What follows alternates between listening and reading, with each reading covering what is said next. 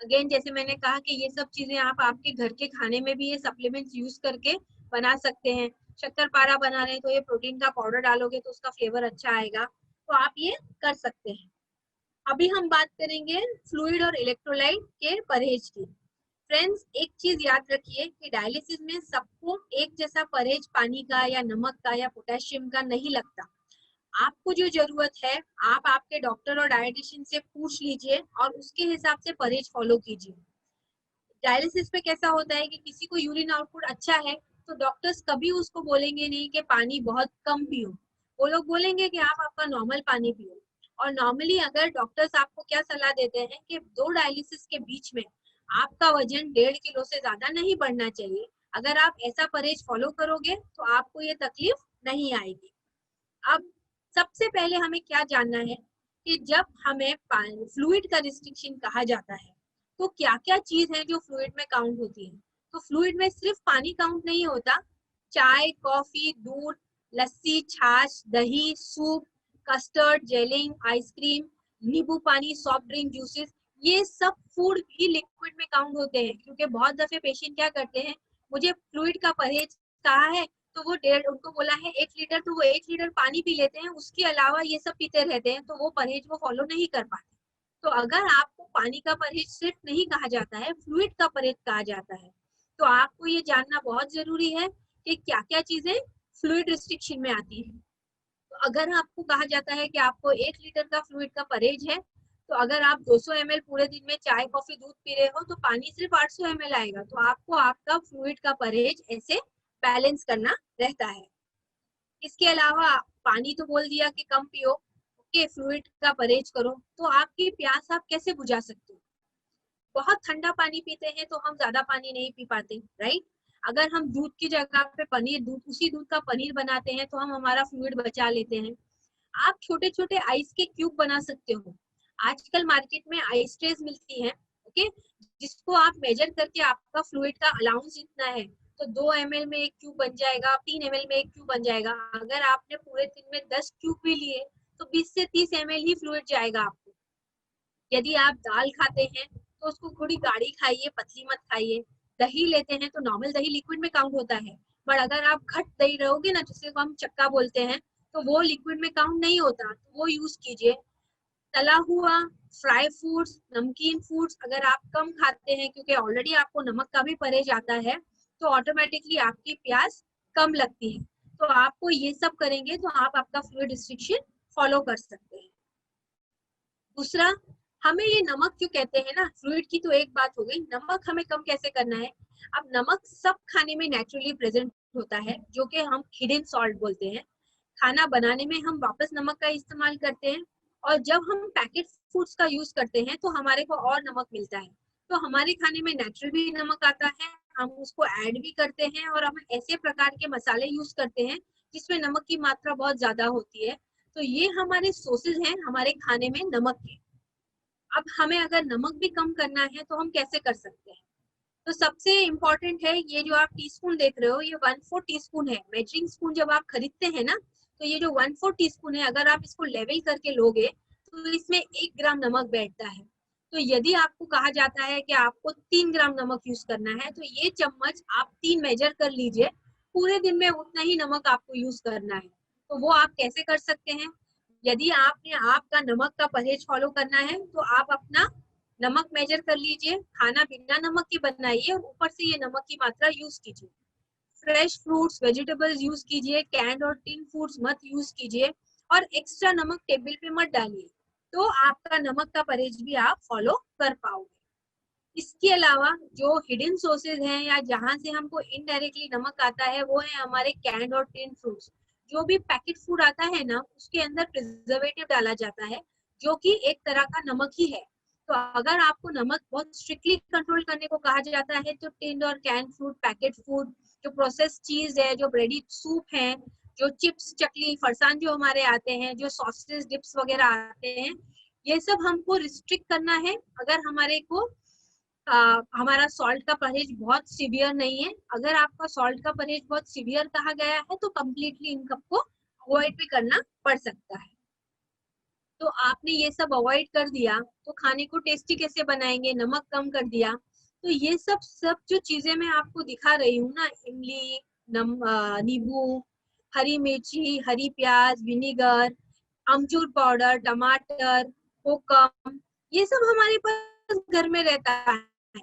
तो हम इन सबको हमारे खाने में यूज करें और हम नमक की मात्रा कम करेंगे तो ऑटोमेटिकली हमारे खाने को टेस्ट आएगा और हम खाना खा पाएंगे। तो जो परहेज हमारे लिए जरूरी है हम उतना ही फॉलो करें, ये सब फ्लेवर्स हमारे खाने में ब्लेंड करें तो हमें अच्छा टेस्टी खाना लगेगा। अब मैं आपको सिर्फ ये जो रेसिपीज हैं, ये हमारी एक बुक की पब्लिकेशन है, वो मैं आपको दिखाऊंगी, उसमें से आप ये रेसिपीज कॉपी पेस्ट करके आप यूज कर सकते हैं। मैंने आपके लिए यहाँ पर एक रेसिपी बनाई है। हरी प्याज सबको मालूम है, स्प्रिंग अनियन। स्प्रिंग अनियन को साफ करके अगर आप 15 ml विनेगर और 25 ml पानी में 15 ग्राम स्प्रिंग अनियन को भिगो के रखें, आधा घंटा भिगो के रखें और इसको एज अ पिकल साइड में रखें अपने खाने में। ये बहुत अच्छा टेस्ट देता है। तो कम नमक के खाने के साथ में यदि आप ये यूज करें, तो यहाँ तो मैंने स्प्रिंग अनियन यूज की है, ऐसे ही आप कैबेज यूज कर सकते हैं, ऐसे ही आप कैरेट यूज कर सकते हैं, ऐसे ही आप रेडिश जिसको मूली कहते हैं वो यूज कर सकते हैं। तो आप ऐसा एक पिकल रोज अपने लिए फ्रेश बना के अपने खाने के साथ में यूज करेंगे तो आपके खाने को कम नमक के साथ में भी स्वाद लगेगा, तो आप खाना अच्छे से खा पाएंगे। अभी जो दूसरा परहेज हम बोलते हैं वो है पोटेशियम के लिए। तो लो पोटेशियम के लिए हमें क्या क्या करना चाहिए? ये जो लो पोटेशियम के फ्रूट है, एप्पल, गुआवा, पेर, इसको हम बोलते हैं गैप 3, GAP3। यहाँ तो मैंने 3 ही लिखे लेकिन मैं आपको बताती हूँ। G मतलब गुआवा, A मतलब एप्पल, P3 पेर, पाइनएप्पल और पपाया। ये ऐसे फ्रूट्स हैं जो कि लो पोटेशियम के हैं। तो अगर आपकी पोटेशियम ब्लड में ज्यादा है तो भी आप ये एक पोर्शन फ्रूट का खा सकते हैं, मतलब 100 ग्राम फ्रूट पर डे आप ये ले सकते हैं। जो पोटेशियम के बाकी फूड्स है जैसे नारियल, नारियल पानी, सूप, फ्रूट जूस, ये अवॉइड कीजिए। और जो आपका रेगुलर खाना आप बनाते हैं, जो दाल है, पल्सेस है, वेजिटेबल है, इसको आप लीच कर सकते हैं। लीचिंग का मतलब क्या होता है? इसको काट के, धो के, साफ करके बहुत जेनरस अमाउंट ऑफ पानी लेके बॉईल करने रखिए। जब उसको बॉईल आने लगे गैस बंद कीजिए, बंद करके उसके बाद में उसको आप वो पानी फेंक दीजिए। और अगर आप दाल और पल्सेस है तो उसके अंदर फ्रेश पानी डाल के पका सकते हैं, या ऐसी बॉयल भाजी को आप जैसे भी पकाना चाहते हैं फिर पका लीजिए। तो आप इसका पोटेशियम खाने का आपका कम कर सकते हैं। चाय कॉफी हम बंद नहीं करते, 1 से 2 कप माइल्ड चाय कॉफी कहते हैं। और जो भी आटा आप यूज करते हैं, नॉर्मली हम प्रेफर करते हैं कि सीरियल्स में आप गेहूं की रोटी लीजिए, बाकी मिलेट्स जो बाजरा, ज्वार, रागी है वो यूज ना करें क्योंकि उसका पोटेशियम बहुत ज्यादा होता है। गेहूं के आटे को यूज करिए और चालन से छान के यूज कीजिए ताकि उसका भी पोटेशियम कंटेंट आपका कम हो जाए। ये सब हाई पोटेशियम फूड्स हैं, लेकिन फ्रूट्स को छोड़ के जो जो वेजिटेबल्स है ये सब आप यूज कर सकते हैं, लेकिन जैसे मैंने कहा आपको बॉईल करके। जो नट्स और ड्राई फ्रूट्स हैं इनकी भी मात्रा आप आपके डॉक्टर या डाइटिशियन को पूछ के यूज कर सकते हैं। नॉर्मली मैंने चॉकलेट यहाँ जान पूछ के लगाया है, पोटेशियम कंटेंट इसका ज्यादा होता है और इसको हम लीच नहीं कर सकते, तो इसको रेगुलरली आप ना खाएं। अगर आपको बहुत इच्छा हो रही है तो आपके डॉक्टर या डाइटिशियन को पूछ के आप अपना कोटा पूछ लीजिए कि मैं कितना खा सकते हैं। नॉर्मली ऐसा जो फूड होता है वो हम डायलिसिस पेशेंट को कहते हैं कि जब आप डायलिसिस के लिए आ रहे हैं, आने वाले हैं, तो आप ये फूड खा के आइए और आप आपके डायलिसिस यूनिट में बता दीजिए कि मैंने ये फूड खाया है, ताकि वो उसको वहां पर डायलिसिस में फ्लश कर सके। बट एक बहुत महत्वपूर्ण बात है, मैं आपको ये जरूर कह रही हूँ, लेकिन ये इंफॉर्मेशन अपने यूनिट के डॉक्टर और आपके टेक्नीशियन को जरूर बताइए कि आप ये फूड खा के आए हैं, ताकि वो आपको हेल्प कर सके। अभी एक और परहेज जो है, नॉर्मली ये परहेज फास्फोरस का होता है। तो अगर आप ये हाई फास्फोरस फूड देखोगे, ये सब है dals, pulses, nuts, oil seeds, milk and milk product और नॉन वेज फूड, राइट? तो अगर आप ऑलरेडी आपका प्रोटीन का प्रॉपर बैलेंस कर रहे हो और फास्फोरस के लिए परहेज फॉलो कर रहे हो, ये हाई फास्फोरस फूड्स भी लिमिटेड पोर्शन में आप खा सकते हो। एक सिंपल एग्जांपल देती हूँ, यहाँ आप एग देख रहे हो, अंडा। अंडे का जो पूरा अंडा नहीं लेना है, आप अगर इसका येलो भाग निकाल दो, सिर्फ व्हाइट लो, तो फास्फोरस नहीं आता। ओके, तो जब आप आपके डाइटिशियन के साथ बैठते हैं तो उनसे ऐसे ऐसे पूछ लीजिए, और सब फास्फोरस बंद नहीं करते। हम सिर्फ उसकी पोर्शन कम करते हैं, हम आपको खाना बैलेंस करके देते हैं। ऐसा नहीं है कि आप नॉनवेज नहीं खा सकते या दाल और पल्सेस नहीं ले सकते, हम आपके डाइटिशियन से पूछ लीजिए आप, और आपका बैलेंस करके आप खाना जरूर खा सकते हैं। सबसे इम्पोर्टेंट बात जो मैं आपको बताना चाहती हूँ यहाँ, कि आप हमेशा आदत डालिए कि कोई भी पैकेट फूड अगर आप लेते हैं तो लेबल पढ़िए। फॉर एग्जाम्पल अभी आप ये लेबल देख रहे हो, यहाँ पर उन्होंने आपको दिया है कि इसमें कितना फैट है, नमक की मात्रा जो सोडियम जो हम कहते हैं वो कितना है, इसमें पोटेशियम कितना है, इसमें टोटल प्रोटीन कितना आ रहा है, फाइबर कितना आ रहा है, इसमें उन्होंने फॉस्फोरस भी बताया है और इसके इंग्रेडिएंट्स क्या हैं। तो हमें हमारा लेबल पढ़ना भी सीखना चाहिए।